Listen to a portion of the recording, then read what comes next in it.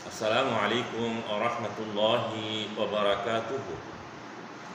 আলহামদুলিল্লাহি রাব্বিল আলামিন ওয়াল আকিবাতু লিল মুত্তাকিন ওয়া লা উদওয়ানা ইল্লা আলাল যালিমিন ওয়া লা আমনা ইল্লা লিল মুমিনিন। আশহাদু আন লা ইলাহা ইল্লাল্লাহু ওয়াহদাহু লা শারীকা লাহু ওয়া আশহাদু আন্না মুহাম্মাদান আবদুহু ওয়া রাসূলুহু। আম্মা বা'দ।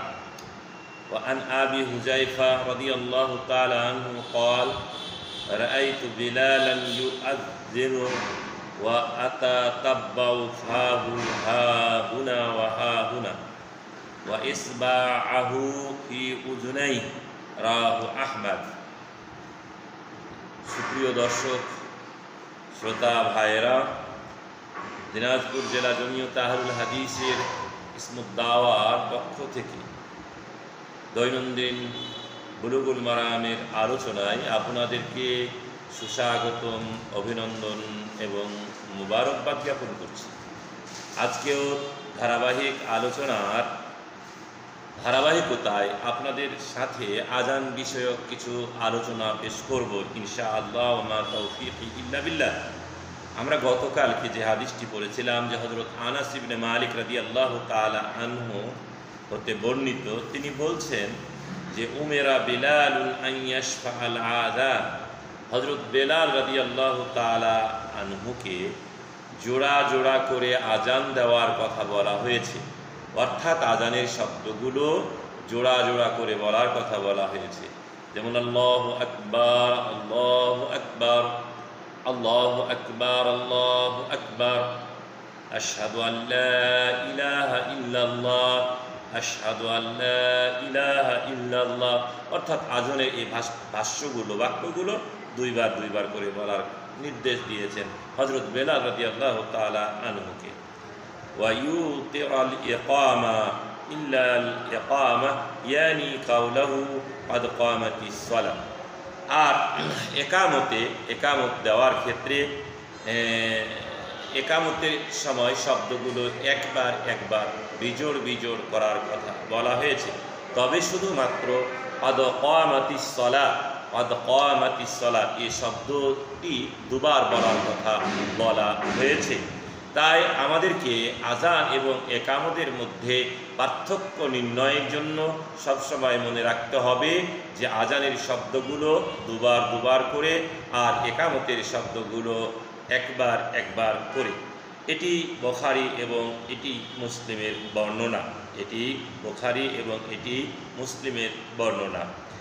আর আমরা যখন আজান দেব, তখন আজান দেওয়ার ক্ষেত্রে মুয়াজ্জিনকে হতে হবে সুউচ্চ এবং সুললিত কণ্ঠের অধিকারী, যেমনটি হাদিস দ্বারা প্রমাণিত হয়েছে।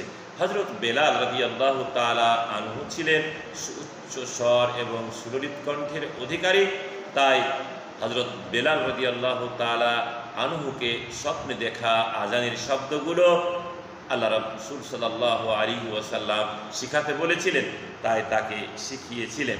যখন আজান দিচ্ছিলেন তখন হযরত হুযায়ফা রাদিয়াল্লাহু তাআলা আনহু থেকে বর্ণিত যে হাদিসটি, তিনি বলছেন যে বেলাল রাদিয়াল্লাহু তাআলা আনহু যখন আজান দিচ্ছিলেন তখন হযরত বেলাল রাদিয়াল্লাহু তাআলা আনহু তার দুই কানের মধ্যে আঙ্গুল ঢুকিয়েছিলেন এবং যখন হাইয়া আলাস সালাহ, হাইয়া আলাল ফালাহ বলছিলেন তখন ডানে এবং বামে ঘুরেছিলেন।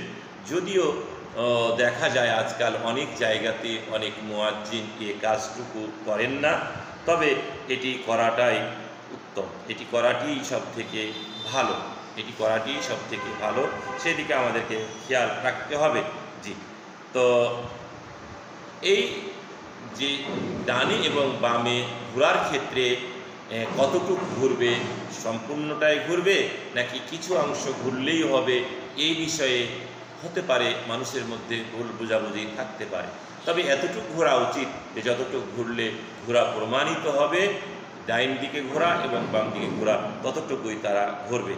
আর এজন্যই আমাদের উচিত হবে যে যিনি আজান দেবেন তাকে এই বিষয়গুলো আগে জেনে নিতে হবে, জেনে নেওয়ার পরই তিনি আজান দিতে শুরু করবেন, যাতে করে আজানের মধ্যে আজানের যে লক্ষ্য এবং উদ্দেশ্য সেটা প্রতিফলিত হয়।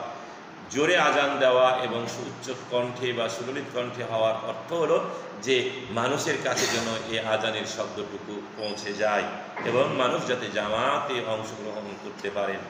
আল্লাহ রাব্বুল আলামিন আমরা যা শুনলাম এর থেকে উপকৃত হওয়ার আমাদেরকে তৌফিক দান করুন। বারাকাল্লাহু লি ওয়া লাকুম ওয়া লিসাইরিল মুসলিমিন ফাস্তাগফিরুহু ইন্নাহু হুয়াল গফুরুর রহিম। আসসালামু আলাইকুম ওয়া রাহমাতুল্লাহি ওয়া বারাকাতুহু।